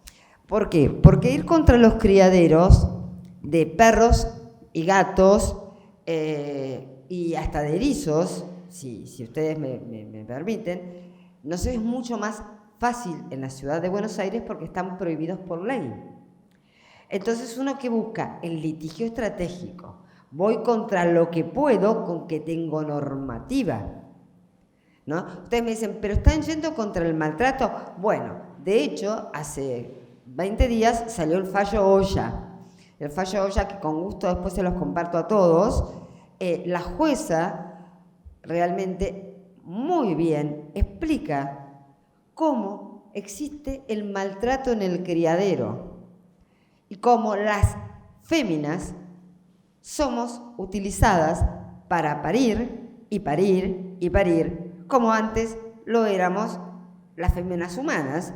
La única diferencia es que cambiamos de especie, o que continuamos con esa especie, con el ánimo de lucro, ¿no? Algunos podrán estar a favor de la subrogación de vientre, yo personalmente no, porque creo que ahí el ánimo de lucro podría jugarse, pero eso es otro tema de otro debate. Pero yo lo que digo es, vos me decís cuánto, porque no tenemos el caso. A veces hay que buscar el caso, por eso es que yo hablaba de esta importancia del activismo y el caso. Porque si a nosotros nos llega el caso de la vaca, y yo salgo a defender la vaca, no tengan duda que me voy a tribunales y me peleo con el que sea. Pero no nos llega. Es más, recién ahora nos está llegando una de un animal en edificio que le están queriendo echar y el reglamento dice que no. Y ustedes me dicen, pero esto es una obviedad, se sabe que uno vive con parte de su familia y qué sé yo, pero el caso no nos había venido nunca para poder llegar al litigio. Entonces, también esto hay que entender. Necesitamos el caso para hacer el litigio estratégico. Cuando marcamos el primer paso de ese litigio, pónganle el caso de Chesu, que fue un perro que se reclamó daño moral por la pérdida de un animal de afecto, ya ahora los otros casos que tenemos van ligados a Chesu y van saliendo como Chesu, ¿no? Entonces, esto también es una realidad que tenemos los abogados, porque desgraciadamente o por suerte, no sé cómo decirlo, pero desgraciadamente yo creo, los abogados que nos dedicamos a la investigación y a la academia, acá el doctor Testa me va a decir, en nuestro país tenemos que seguir trabajando de abogados y litigamos en causas, en mi caso propiedad horizontal, etcétera, etcétera, lo que sea, ¿no? ¿Por qué? Porque tenemos que seguir viviendo. Entonces, todas estas causas son pro bono. Entonces, esta es una realidad, porque como bien dijo Arturo, cuando las organizaciones que tienen que poner el dinero para los pagos más elementales, que serían los pagos de justicia, se preocupan de otras cosas, ¿y quiénes afrontan los casos de el bono, el IUS, los peritos y todo lo demás? O la CNG, o los abogados, o desde la academia, o hacemos un pool. Esta es la realidad. Entonces, ¿por qué no vamos con los animales de granja, mal llamados de granja o de producción? Porque todavía no nos llegó el caso. Si alguien tiene el caso, yo matrícula en la provincia de Buenos Aires tengo, y aparte lo tengo por ahí al doctor Topa, que es de la provincia de Buenos Aires. Ahí está.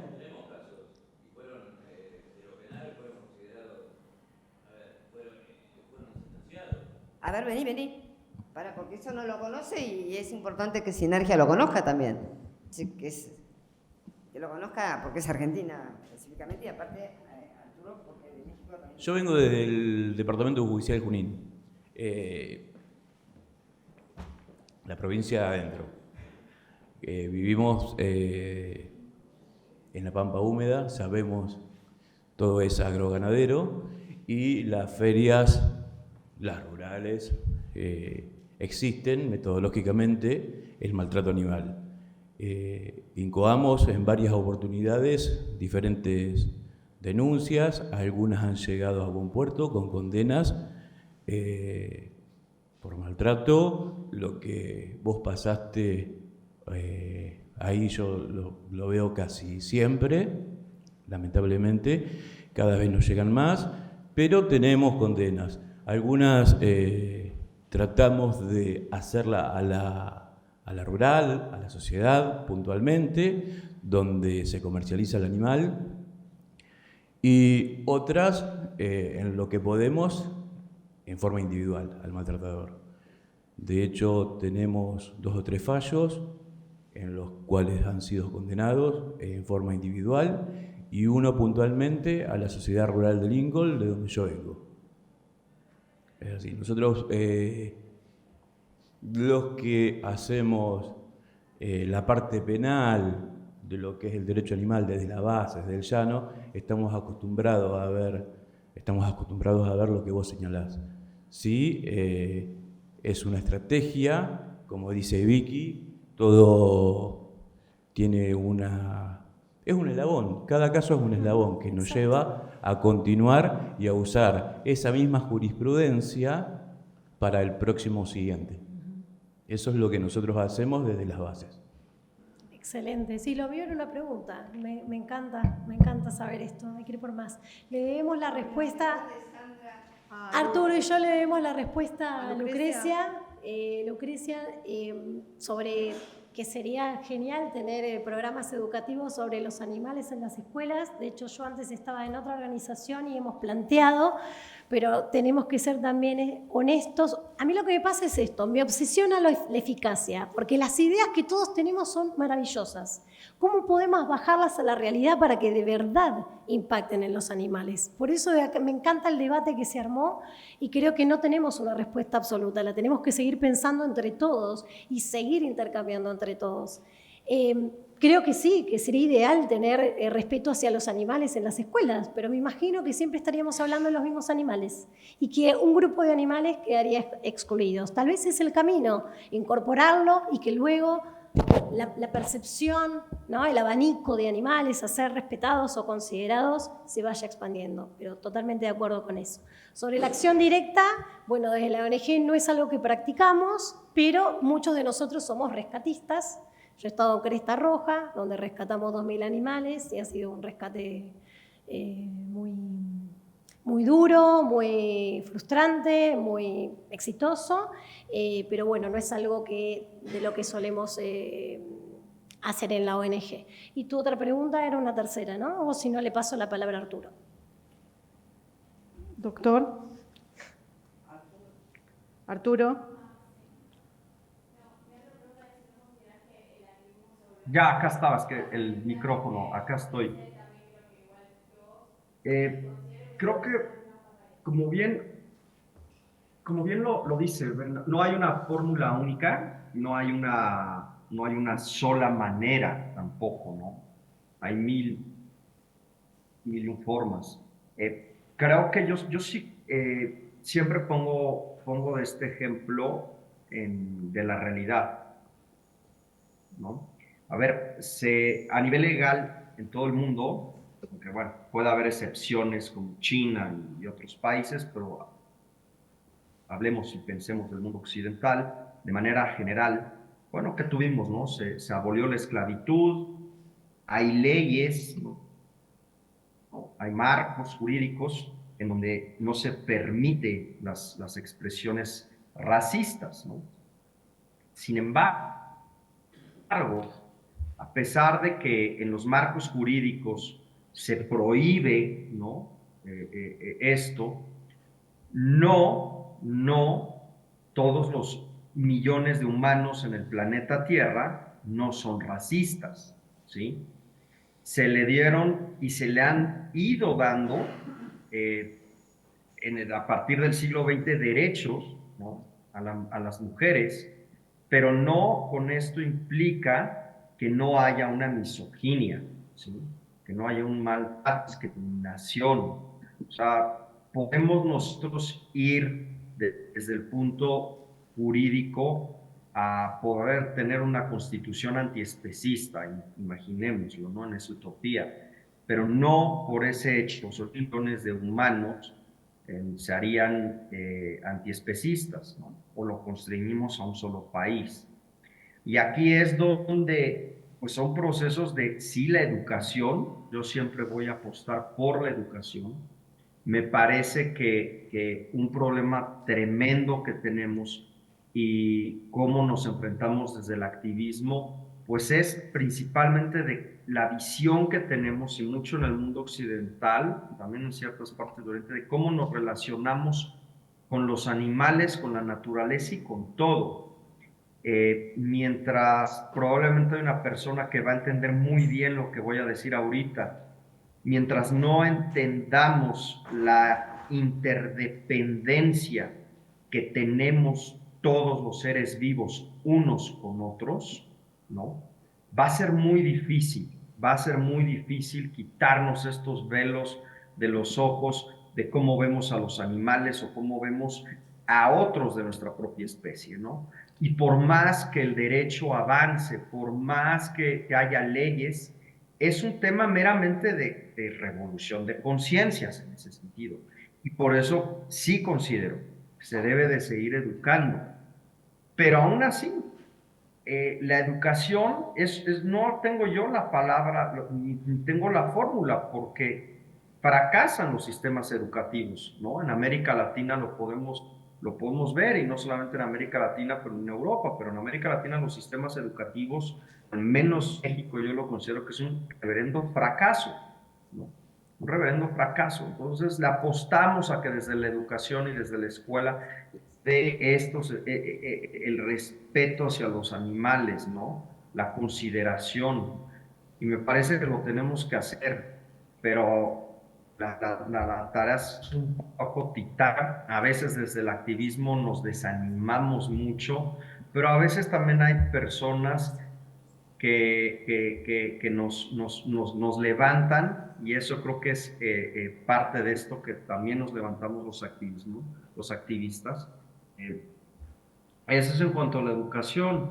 Y sí, coincido, Victoria, con lo que dijiste del litigio estratégico. Hacemos los juicios donde vemos la posibilidad de hacerlos, ¿no?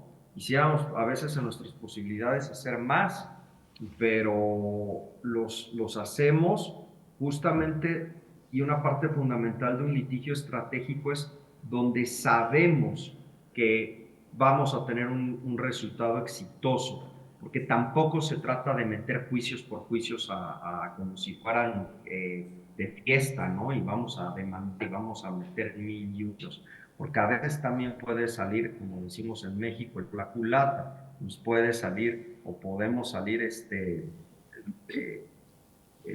mal, ¿no?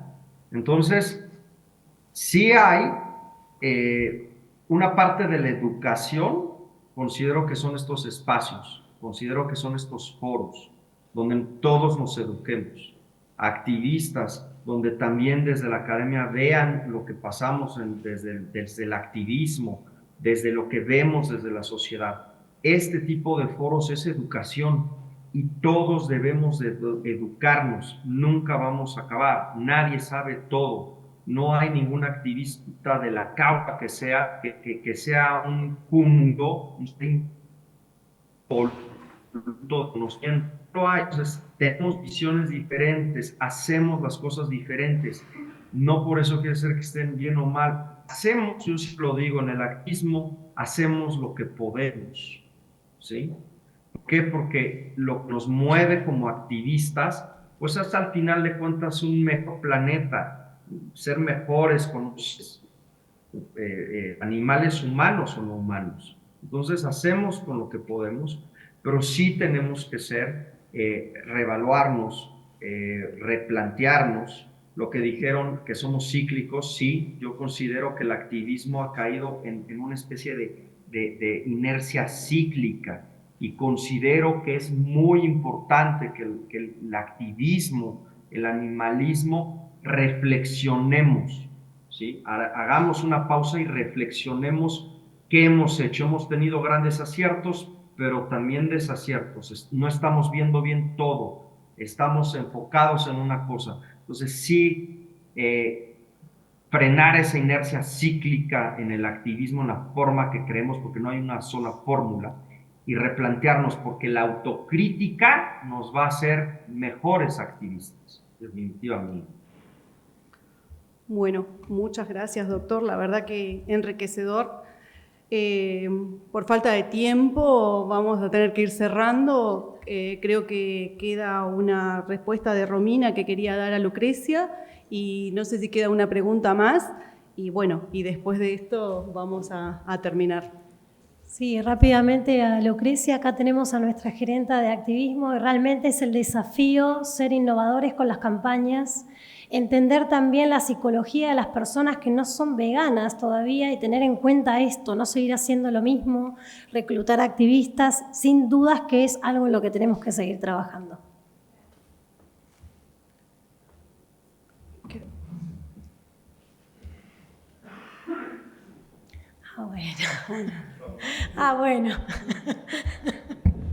Bueno.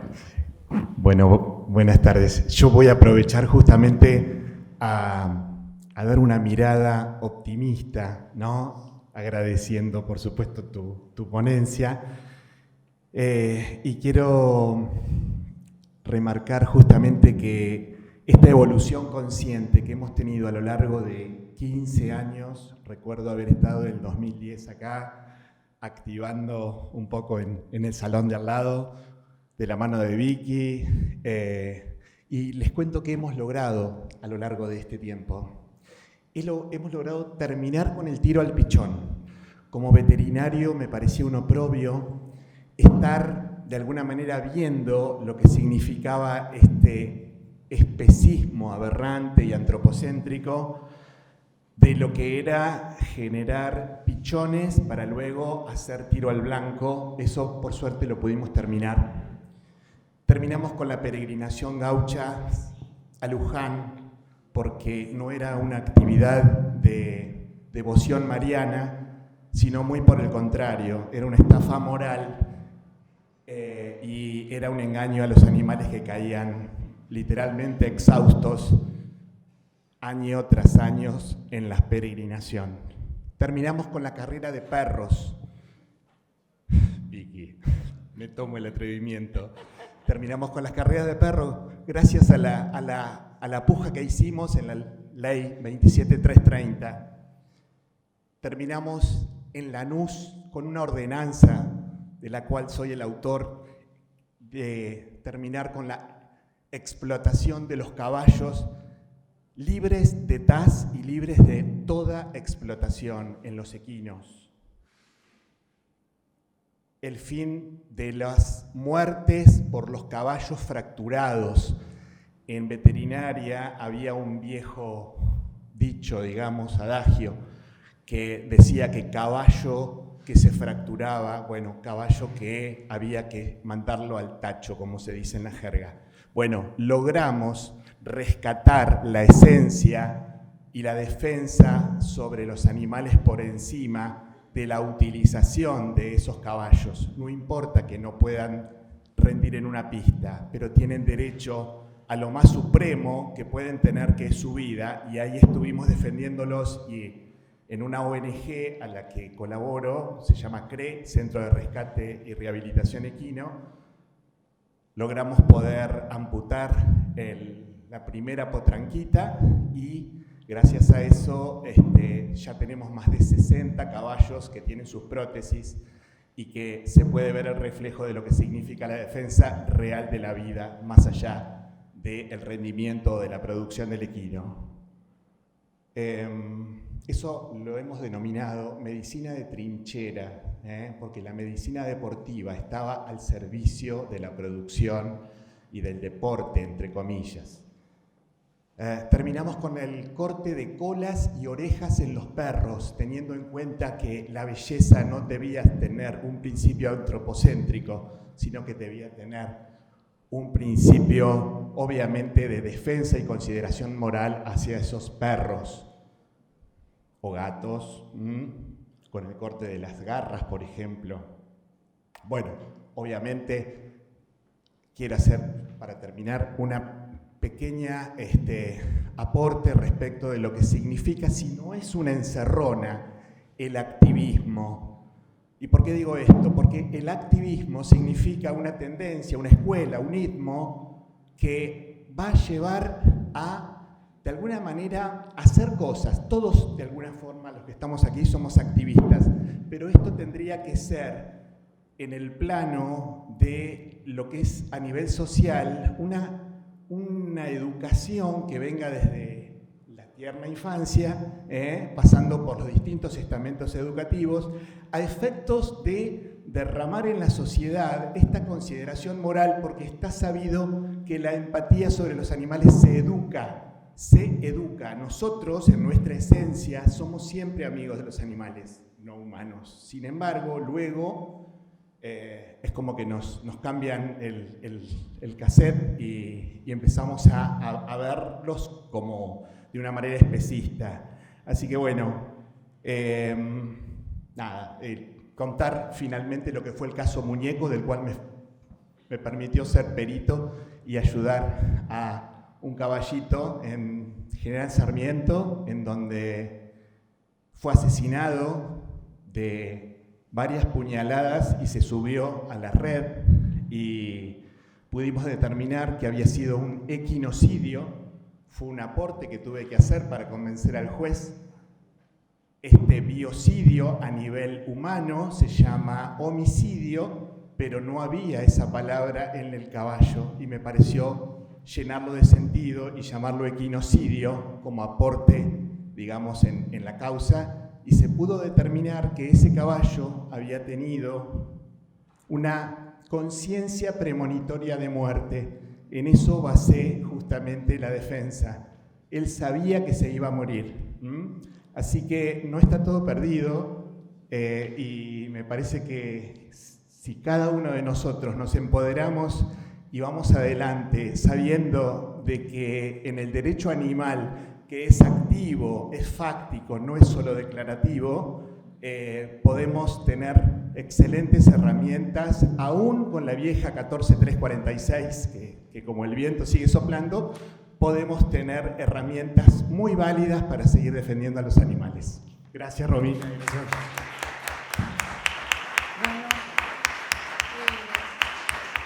damos las gracias a la directora de Sinergia Animal Argentina, Romina Vijarret, y al doctor Arturo Berlanga, director de Animal Naturales de México.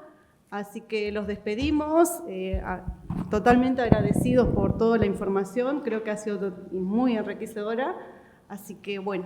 Y gracias a la coordinadora, que es la directora del Instituto de Derecho Animal del Colegio Público de Abogados de Moreno, que también hace su trabajo. El año que viene, Arturo, te quiero acá, ¿no? En Sinergia, ¿por qué no? Y voy a decir algo porque me llena de orgullo. El doctor que acaba de venir, ¿no? Edgardo Di Salvo es docente de nuestra materia de Derecho Animal, porque la materia de Derecho Animal se concibió no solo interdepartamental, sino interdisciplinaria, y un veterinario tenía que estar. No tenemos un biólogo porque no tenemos más tiempo, porque no tenemos biólogo que quiera venir, porque si no le haríamos el tiempo. Pero él trata de suplir todas esas partes, y no solo eso, sino también de la diplomatura de Derecho Animal, también es docente. O sea, sabe algo el señor, porque si no, los directores no los hubiesen convocado. Y esa no soy yo, sino los directores. Arturo, sí. Acá estoy y por supuesto que sí. El próximo año, sí o sí, estoy con ustedes. Ya mi año de jubilación, entonces por supuesto que estaré con ustedes el próximo año. Eso es un hecho. Dale. Es más, estoy dispuesta a arreglar el mes.